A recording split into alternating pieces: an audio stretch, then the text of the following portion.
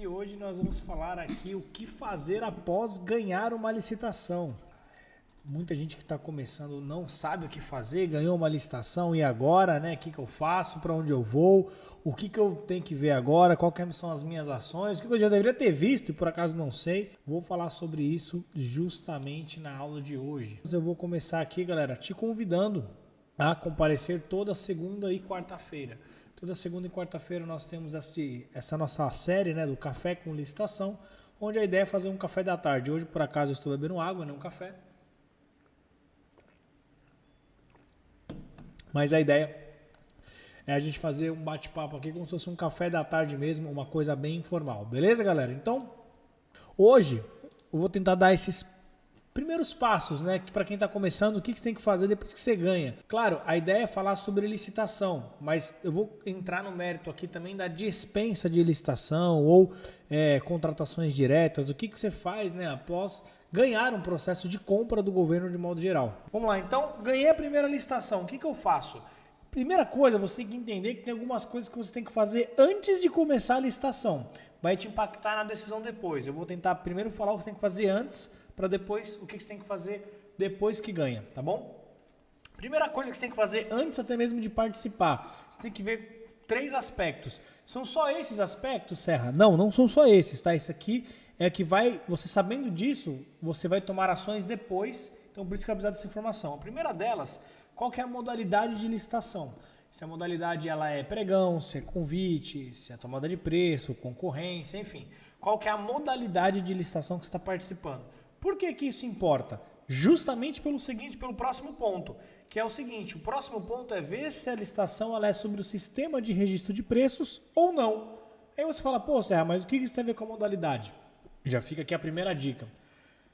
O SRP só existe na modalidade, né, existe aonde? No pregão e na concorrência.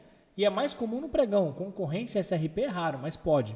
Agora, por exemplo, você está participando de um convite eletrônico, na BEC tem bastante, você já sabe que não é SRP, porque não existe convite SRP. Né? Então, você entender a modalidade, já muitas das vezes já te quebra a próxima pergunta, né? Se é SRP ou não. Para quem não sabe, galera, o SRP, que eu sempre falo, a abreviatura, né, é Sistema de Registro de Preços, que nada mais é do que quando o órgão público ele registra um preço e durante a vigência daquela ata, ele vai pedindo ou não, né? Ele vai ter uma margem para ir pedindo para você, dependendo da necessidade que ele tenha, beleza? O registro de preço nada mais é isso. Você deixa seu preço registrado, o órgão público não é obrigado a comprar, mas se comprar, obrigatoriamente ele compra com você, ele pode fazendo entregas parceladas, beleza? Então, isso é o que você tem que ver antes. Mas tem outras coisas. Pô, Serra, fui lá, vi que é um pregão, na maioria dos casos vai ser um pregão, vi que é sobre o sistema de registro de preços. O que mais que eu preciso ver? Só isso? Não. Veja se tem órgão participante. Por quê? O órgão participante ele faz parte da licitação.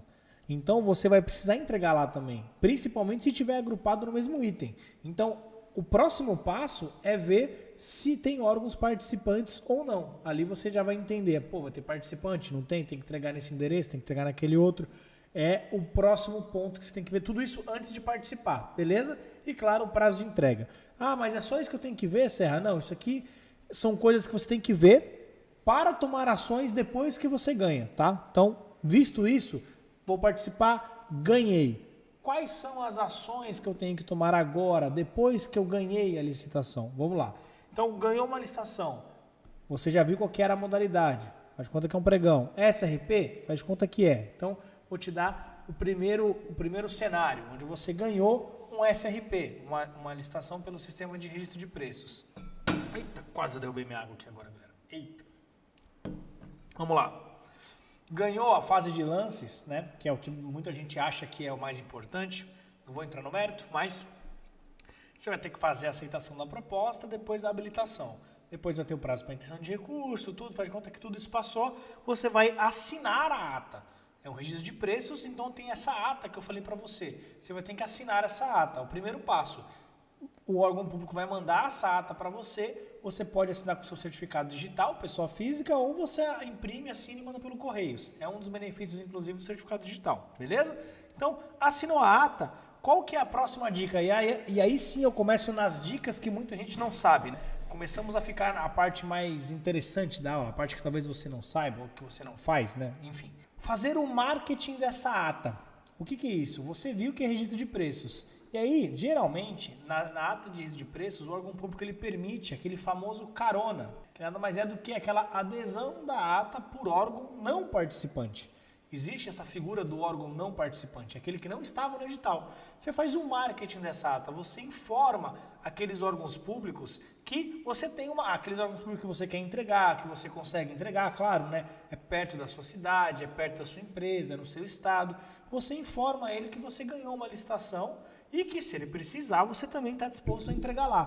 Parece bobeira, mas isso surge um efeito muito bom. Por quê?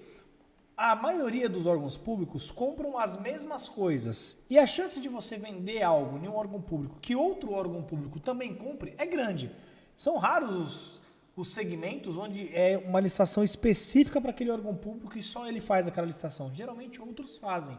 E aí, eventualmente, o órgão público que você mandou esse e-mail avisando, ele vai falar assim, pô, eu estou precisando comprar essa garrafa aqui também. Eu já fiz uma pesquisa de mercado aqui na minha região e eu vi que pô, a garrafa custa, sei lá, R$50. E você ganhou na licitação lá por 45, por 40, abaixo dessa média de mercado dele. O que ele vai fazer? Ele vai falar, pô, beleza, se o cara está disposto a entregar aqui e eu não preciso fazer uma licitação e o preço dele já está dentro da minha realidade de mercado aqui, eu vou aderir a essa ata. Eu ganho tempo, o órgão público pensa assim. Eu vou ganhar tempo, eu não vou precisar montar um edital, fazer uma licitação. Ele entrega, beleza. Então ele vai lá e faz a carona para você. Né? Ele vai pedir a solicitação para o órgão que fez a licitação e você também vai entregar. Então você faz um marketing dessa ata, né, galera? O marketing é um nome legal, não é esse o nome, né? Você divulga essa ata que você ganhou. Então você informa, olha, fulano ganha essa ata, ciclano ganha essa ata, você não tem nenhum interesse em um produto aqui, né? Eu entrego aí. Não tem nada de ilegal nisso não, tá, galera? Isso aí é totalmente legal. Previsão da lei. O órgão público pode fazer essa adesão.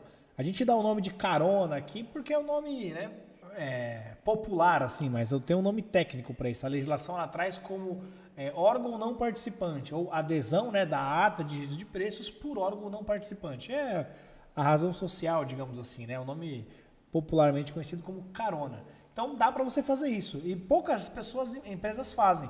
Você deve receber do órgão público aí. Para fazer um parênteses, né?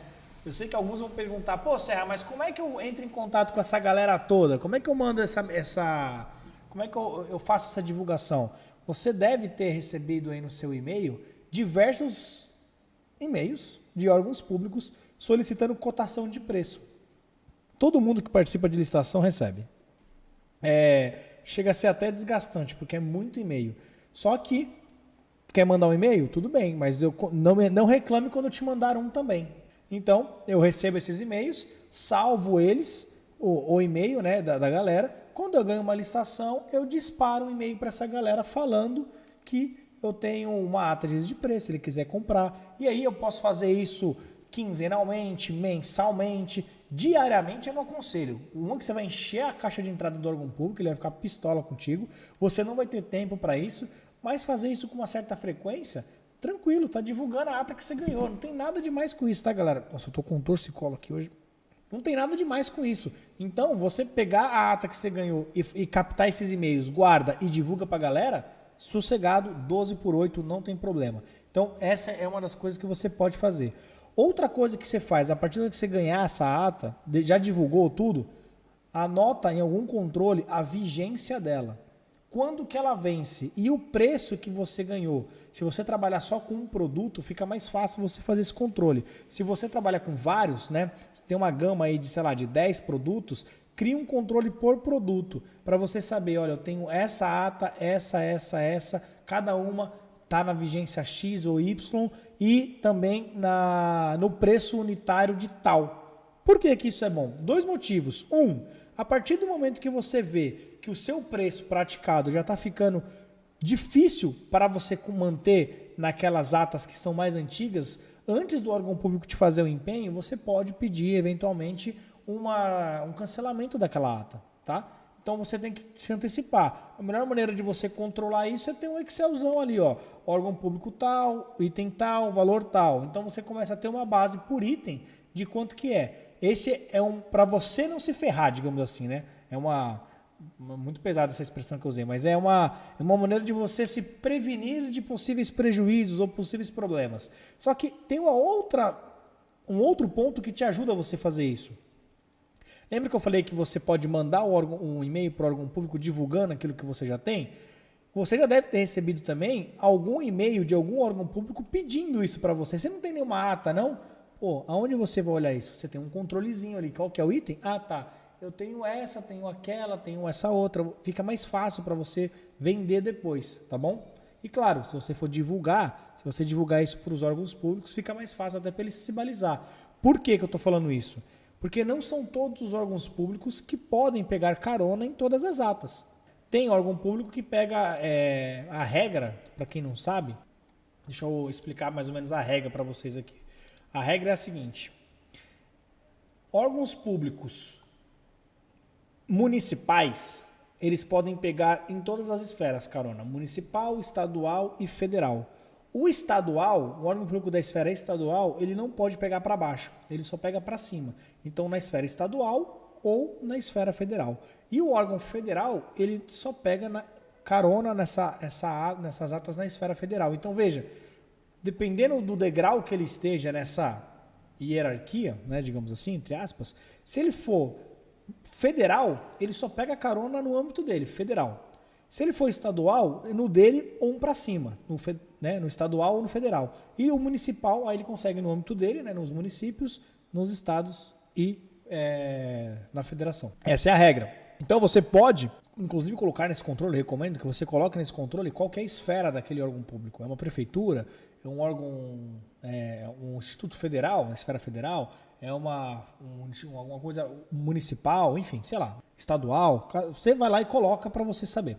Então, fez isso, assinou a ata. Veja, lembre, vamos recapitular. Eu estou falando de um registro de preços, tá, galera? Estou falando de um SRP, não estou falando nada SRP.